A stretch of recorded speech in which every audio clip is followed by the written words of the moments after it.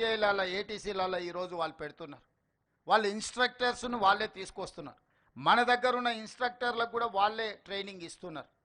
ఈ రకంగా ఈరోజు మనం ఐటీఐలను అప్గ్రేడ్ చేసుకొని వేలాది మంది తెలంగాణ యువతకు వృత్తి నైపుణ్యం నేర్పించి శిక్షణ ఇవ్వడం ద్వారా ఉద్యోగ అవకాశాలు కల్పిస్తున్నాము.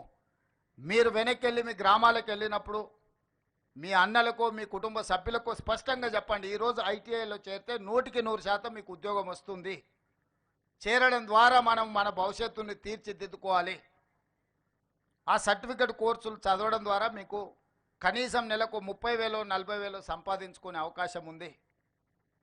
అదేవిధంగా ఇంజనీరింగ్ కాలేజీలలో చేరుతున్న వాళ్ళకు కూడా 4 years డిగ్రీ ఉంటే 4 years వాళ్ళు థియరీలే చదువుకుంటున్నారు.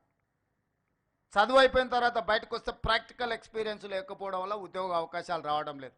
అందుకే ఈరోజు ఇంజనీరింగ్ కాలేజీలలో ఉన్న సిలబస్ని కూడా 2 సంవత్సరాలు వాళ్ళు థియరీ నేర్చుకుంటే 2 సంవత్సరాలు